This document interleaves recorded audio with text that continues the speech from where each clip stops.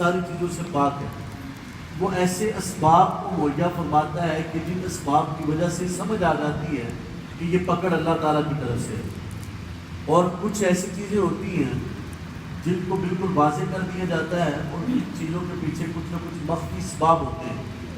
جناب لوط علیہ السلام کی قوم نے جب ظلم کیا، لواطت اختیار کی، تو جناب جبریل امین کو بھیجا گیا۔ ان کی جو 3 بستیاں تھیں، 3 شہر، جناب جبریل امین کو ان کو اٹھایا اپنے پر میں، آسمانوں کے قریب لے گئے۔ اتنا قریب لے گئے کہ مفسرین کرام کہتے ہیں کہ آسمان کے لوگوں نے، جو آسمان کی مخلوق ہے، جو اللہ تعالیٰ کی جو بھی مخلوق ہے، آسمان کی مخلوق، اس نے ان شہروں کے کتوں کی آوازوں کو سنا، یعنی بہت قریب لے گئے وہاں پر جا کر۔ اور یہاں سے آسمان کو جو فاصلہ بیان کیا مفسرین نے، جو اللہ پاک نے ان کو الہامات فرمائے، جو ان کا علم مبارک تھا، اس کے مطابق وہ فرماتے ہیں یہاں سے پہلے آسمان کا جو سفر ہے نا، یہ 500 سال کا سفر ہے۔ اگر ایک بندہ 500 سال سفر کرتا رہے پھر جا کے اتنا سفر طے ہوتا ہے۔ اتنا قریب لے گئے جناب جبریل امین ان کو، اور ان کو اوپر سے جا کے یوں کر کے پلٹ دیا۔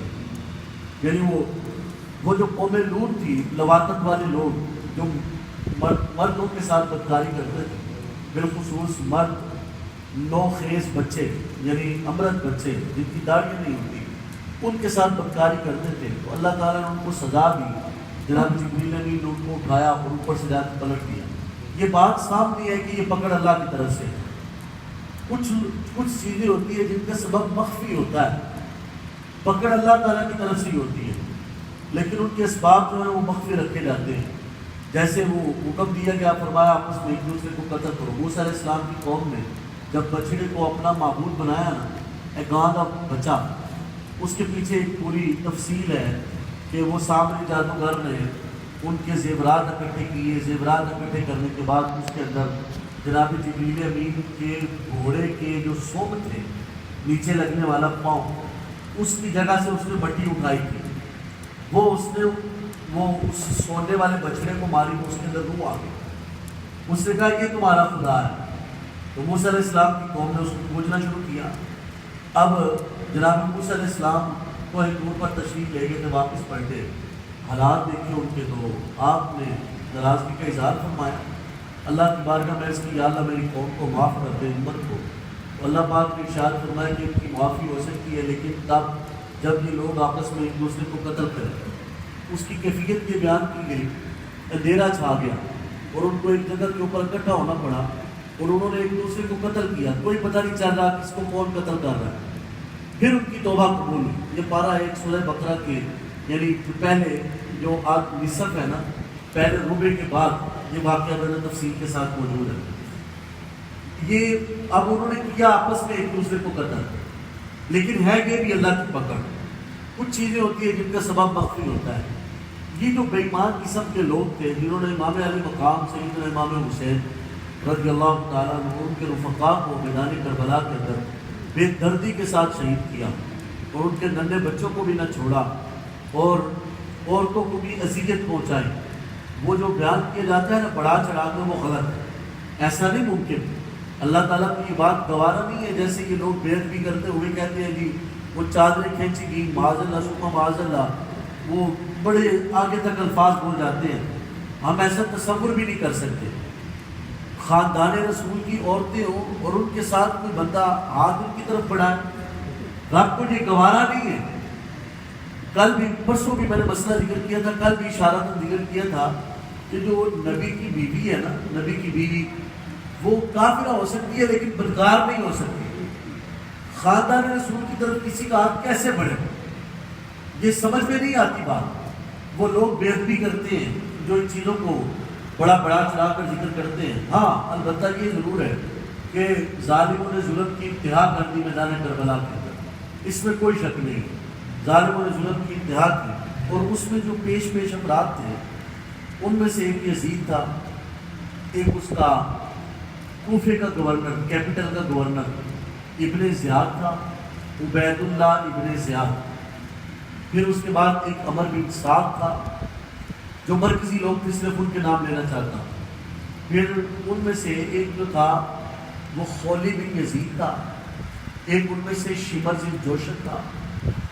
یہ لوگ تھے جنہوں نے اپنی سلطنت کی خاطر اور اپنے دنیاوی مال و زر کی خاطر، دنیاوی لالچوں کی خاطر امام علی مقام امام حسین رضی اللہ تعالیٰ عنہ کے رفقا کو میدان کربلا کے اندر شہید کیا۔ اب رب ہے، اللہ تعالیٰ جب پکڑ فرماتا ہے اور یہ لوگ مطلب کہ آپ کے ذہنوں کے اندر کئی سالوں کا، یعنی آپ یوں سمجھیں کہ بندہ ہوتا ہے نا، جب اس کو کچھ مل جاتا ہے، مال دنیا کسی آج بھی کسی بندے کے پاس آ جائے تو لوگ ایک فرعون ہونے کی کیفیت اختیار کر جاتے ہیں۔ آپ بندے سے سلام نہیں لیتے، کوئی بندہ جو ہے نا وہ اگر ماڑا بندہ ان کے دروازے کے اوپر چلا جائے تو اس کو ایسے اپنے دروازے سے اٹھاتے ہیں جیسے کائنات کے مالک نہیں۔ یہ سادہ سی بات ہے۔ اور اس کے بعد جب سلطنت آئی تو وہ ایک عجیب قسم کا فرعون بنا، اور اس نے کئی سالوں کے پلان بنا رکھے تھے کہ پتہ نہیں میں نے ہمیشہ اسی دنیا کے اندر رہنا ہے، اور یہ میری مالی عیش و عشرت جو ہے اس کے خلاف صرف امام علی مقام ہے، اگر ان کو شہید کر دیا گیا تو ہم بڑی اعلیٰ زندگی بسر کر سکیں گے، یہ ان کے خیالات تھے۔ لیکن جب امام علی مقام سیدنا امام حسین رضی اللہ تعالیٰ عنہ آپ کی شہادت ہو گئی 61 ہجری، اور ہجری کی ابتدا تھی، یعنی جس طرح یہ 1443 ہجری ہے تو یہ محرم الحرام کو اسلامی نیا سال شروع ہوا، اس وقت 61 ہجری اسلامی نیا سال شروع ہوا، 61واں سال جب شروع ہوا تو 10 محرم الحرام کو امام علی مقام سیدنا امام حسین رضی اللہ تعالیٰ عنہ کی شہادت ہو گئی۔ اس کے بعد جو ظلم ڈھائے گئے وہ بھی آپ نے کچھ نہ کچھ سنا ہوگا، لیکن کچھ مختصر سا ذکر کرتا ہوں۔ پھر جو اسیران تھے، یعنی جو گرفتار کیے گئے، ان کو زنجیروں کے ساتھ باندھا گیا، عورتوں کو اور بچوں کو، بیماروں کو یزیدی لشکر نے اپنے ساتھ لیا اور شام کی طرف روانہ ہوئے، کوفے کی جانب جو ہے روانہ ہوئے، پھر کوفے سے شام کی جانب روانہ ہوئے۔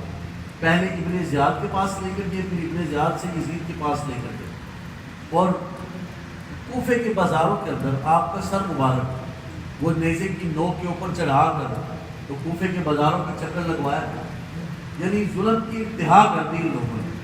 پھر یہ سارا معاملہ جب یزید کے پاس پہنچا تو یزید نے اپنے اوپر سے الزام ختم کروانے کی خاطر، جس کو کہتے ہیں بناوٹ اور تسنع کے ساتھ، اس نے پہلے خوشی کا اظہار کیا، اور بعد میں جب لوگ اکٹھے ہو گئے تو اس نے ابن زیاد کو جھڑکا اور کہا یہ تو نے کیا ظلم کیا کہ لوگ میری طرف نہ کہیں لپک آئے۔ اور جب امام علی مقام سیدنا امام حسین رضی اللہ تعالیٰ عنہ کی شہادت ہو گئی تو اس کے بعد جو صحابہ کرام مکہ شریف میں اور مدینہ شریف میں موجود تھے، وہ بوڑھے تھے، انہوں نے ان کو بڑا کوسا خط لکھے کہ یہ جو تو نے ظلم کیا ہے، اس ظلم کی وجہ سے تو بڑی سخت پکڑ کے اندر آئے گا، اور یہ جو تو نے زیادتی کی ہے، ہم موجود نہیں تھے تو ہم بھی اپنی جانوں میں نذرانے پیش کرتے۔ جب انہوں نے اس کو خطوط لکھے تو اس کو مزید خطرہ بڑھ گیا کہ کہیں کوئی صحابی جو ہے نا وہ امور سلطنت سنبھالنے کا دعویٰ نہ کر دے، یعنی اس کو یہ تھا کہ یہیں تک بات ختم ہو جائے گی، امام علی مقام کو شہید کروں گا، اس کے بعد میں بالکل اکیلا بادشاہ، میری کوئی مخالفت کرنے والا نہیں ہوگا۔ لیکن جب صحابہ کرام کی مخالفت آئی، دیگر لوگوں نے اس کی مخالفت کی، اور ان میں سے ایک نام ملتا ہے مختار بن عبید اللہ، یہ صحابی رسول کا بیٹا تھا، اس کو مختار سقفی بھی کہتے ہیں، مختار سقفی یہ صحابی رسول تھے، ان کا بیٹا تھا۔ یہ بھی کوفہ کا ایک رئیس تھا، امیر گھرانے سے تعلق رکھتا تھا اور مالدار آدمی تھا۔ جب امام مسلم بن عقیل امام حسین رضی اللہ عنہ کے حکم کے ساتھ کوفہ گئے تو سب سے پہلے اسی کے گھر کے اندر گئے تھے، تو یہ اپنے کھیتی باڑی کے امور کی بنا کے اوپر یا اپنے ڈیرے کے اوپر چلا گیا۔ پھر آپ میں ہانی کے گھر جو ہے نا، وہ ہانی کے گھر یہ بھی محب اہل بیت تھے، ان کے گھر چلے گئے امام مسلم بن عقیل، ان کو شہید کیا گیا۔ اس کو گرفتار کر لیا مختار گرفتار ہو گیا، اور اس کو گرفتار کر کے نامعلوم جگہ کے اوپر منتقل کر دیا گیا کہ صرف اس بنا کے اوپر کہ یہ بھی اہل بیت کے ساتھ محبت کرتا ہے۔ پیچھے سے واقع کربلا ہو گیا۔ پھر اس کو جب ایک جیل سے دوسری جیل کی طرف منتقل کیا گیا تو اس نے رستے میں کسی سپاہی سے مدد لے کر حضرت عبداللہ بن عمر کی طرف خط لکھا عبداللہ بن عمر، جناب عمر بن خطاب کے بیٹے، خط لکھا کہ حضور میں قید کے اندر نامعلوم جگہ کے اوپر، اور انہوں نے مجھے قید کر رکھا ہے صرف اس جرم کی بنا پر کہ میں محب اہل بیت ہوں، تو آپ کوئی صورت اختیار کریں کہ مجھے چھڑائیں، میں باہر آ سکوں۔ امام علی جو